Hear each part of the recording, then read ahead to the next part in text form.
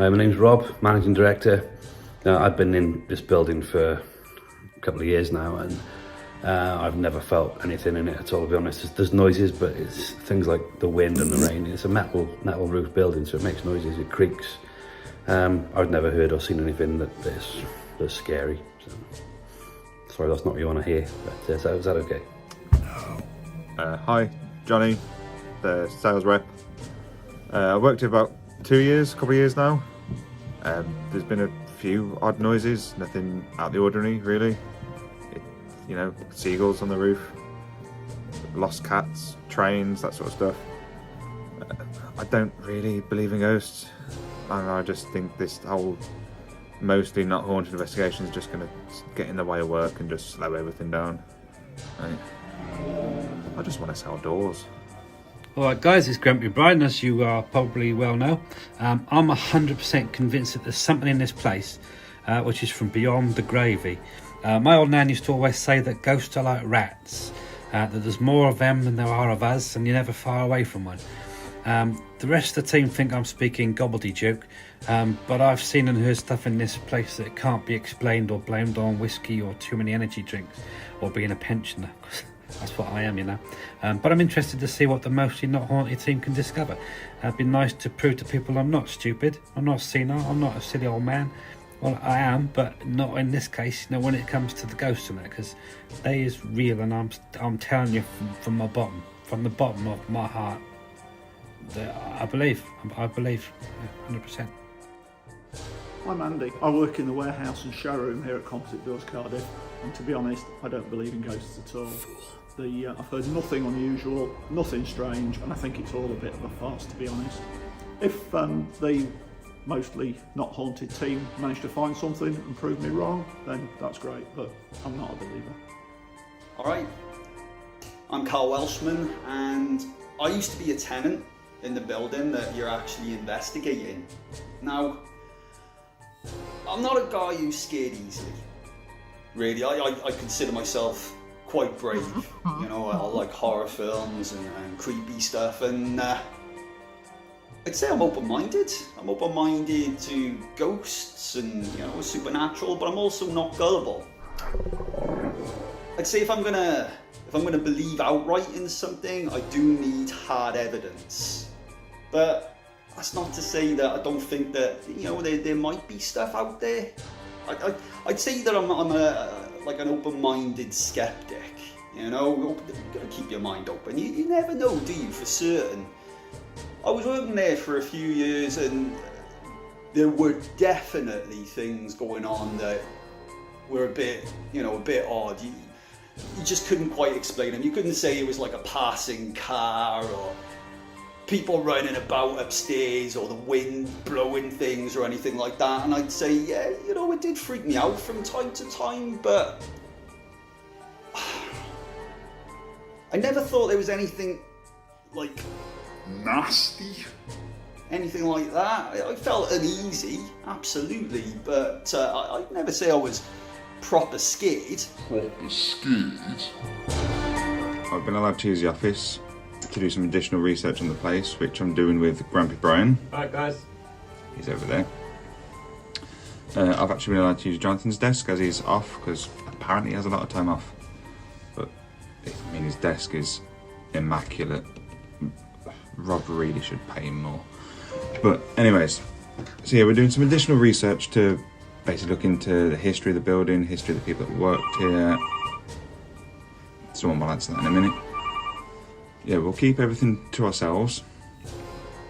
Any sort of interesting facts about the people that worked here, lived here, what happened in the surrounding area, what happened in this building specifically.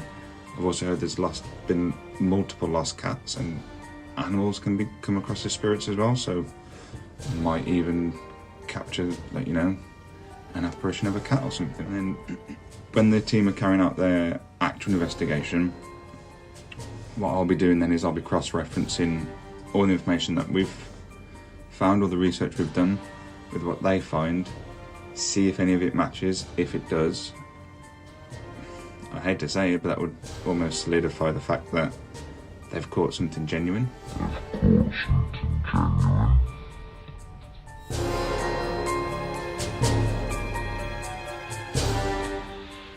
we've just got back from finally finishing the research, myself and Grampy Bryan.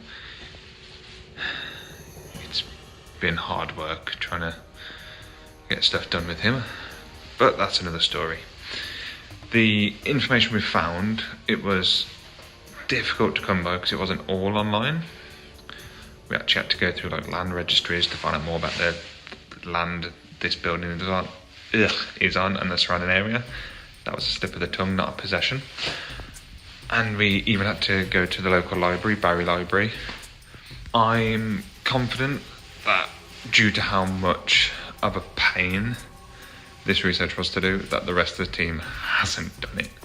So they can't quickly Google something and then say, you know, they couldn't Google Cecil was hung and then say that they're getting the feeling of a tightness around their neck and all.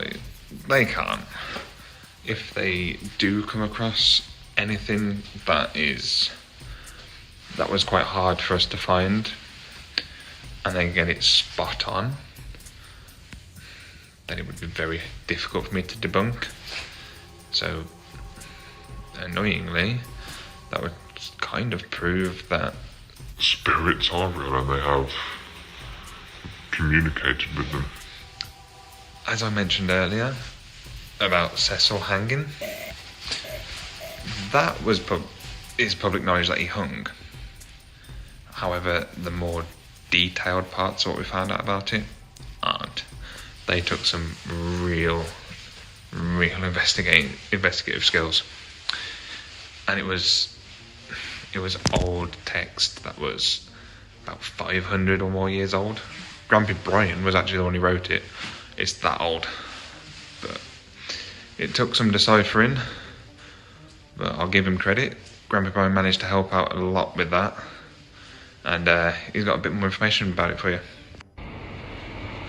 There's a train going past, but I've just come into the sort of haunted grotto, haunted corner part of the showroom because the guys here at Composite Doors Cardiff told me they've done a bit more work to it, and it is coming along nicely. But I've actually got an artifact I think would look quite good here. It's hidden away in my desk at the minute. It's a haunted artifact. Well, it's an old artifact from something that was here before this building. I don't want to give too much away. Grampy Bryan probably remembers it. He was probably there. But yeah, it's locked away in my desk at the minute. Well, not my desk, in a desk. I personally don't think the team will find all of this information out. They might find snippets, but not all of it. We'll have to wait and see. What I found though, chocolate. In the haunted corner, there's a little cauldron full of chocolate. This one's a whisper though, so but yeah. I haven't been this excited since my backlog of Train Spotting magazines got delivered. Get in. Get in. Get in. Alright guys, so me and Kieran have spent several days now bashing our brains and looking into all the records of all things local, and this whole street, this whole industrial estate basically used to be a big barren wasteland. There's just like a massive tree and a castle come mansion built on it. The place was passed down through several generations of the same family. There was a Lady Seren, Princess Caitlin, a Lord Sebastian and a Prince Llywelyn. That wasn't a bad pronunciation for an old Cockney geezer, was it? Llywelyn. But it ended up with an old guy called Cecil. This old Cecil guy, when he died, he had no one to live that place too because no one fancied him enough to marry him. So after he died, the building was left to ruin, like my old Fort Cortina. God rest her soul. It seems that this Cecil was a bit of a nut job, and none of the locals were scared of him at all. Local sheriff records have him recorded as telling all the locals that he was possessed by the devil and that he'd threatened to cast curses on people for making fun of him. But all I did in the end was get him sentenced to death by hanging on a big tree that was just out the back of the warehouse.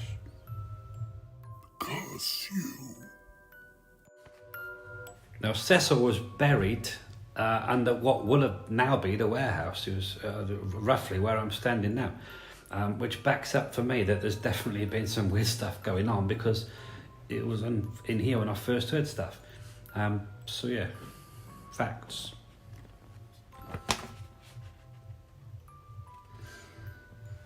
Whilst building the warehouse years ago, they did actually find human bones, which was assumed to be Cecil.